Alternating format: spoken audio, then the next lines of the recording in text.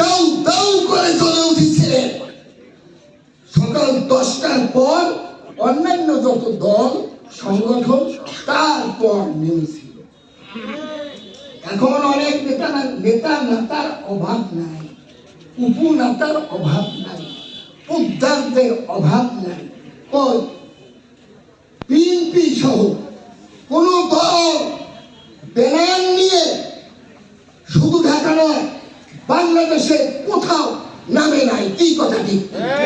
ইসলামী আন্দোলন, ইসলামী যুব আন্দোলন, ইসলামী ছাত্র আন্দোলন, ইসলামী শ্রমিক আন্দোলন, প্রতিটি সহযোগী সংগঠন ব্যানার নিয়ে নেমেছিলেন এবং শাইখের চরমোনায় দুর্বার ও প্রতিরোধ বলিষ্ঠ নেতৃত্বে তিনি যে রয়্যাল বেঙ্গল টাইগারের মতো, সিংহ শান্তনের মতো ঢাকার রাজপথে গর্জে উঠেছিলেন।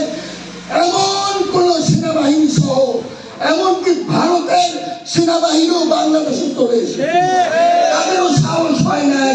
কারণ যদি বিরাজ করা হতো, শাইখের চরমোনায় যদি শহীদ হতেন, বাংলাদেশের লক্ষ লক্ষ চরমোনাইওয়ালাদের সবুজ পাখি মাথা থেকে কোমরে চলে আসতো, আর বাংলাদেশ এই যে ছিল ঠিক এই হয়ে যেত। তাই সাহস করেন তিনি, জীবনের সকল মায়া ত্যাগ করে তিনি যেভাবে গর্জে উঠেছিলেন ঢাকার রাজপথে, ওই রকম ভাবে আমরাও জীবনের সকল মায়া ত্যাগ করে ইসলামী আন্দোলন বাংলাদেশ সহ সকল সহযোগী সংগঠনকে, চরমোনাই ইউনিয়নকে আমরা সারা বাংলাদেশের জন্য মডেল সংগঠনে রূপান্তরিত করব। সবাই কি রাজি আছি?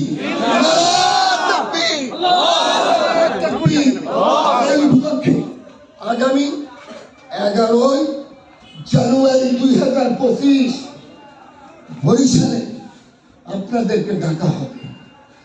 শাইখ চরমোনাই থাকবে, পীর সাহেব হুজুর চরমোনাই থাকবে। সেখানে আমাদের নায়েবে আমির পোস্টার এসেছে, আপনাদেরকে দেওয়া হবে যথাযথভাবে।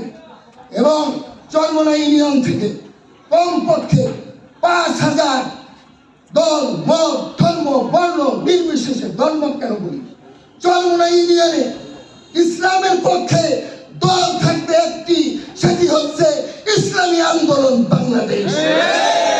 5000 তৌহিদি জনতা বরিশালে যাবেন। রাজি আছি সবাই?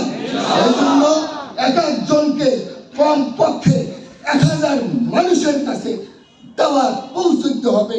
সকলের কর্ণকুহুরে এই দাওয়াত পৌঁছিয়ে দেবে। আগামী 11 জানুয়ারি বরিশাল টাউন হলে ইনশাআল্লাহ। ওয়া মা তৌফিক ইল্লা বিল্লাহ। মা আসসালাম ওয়া রাহমাতুল্লাহ।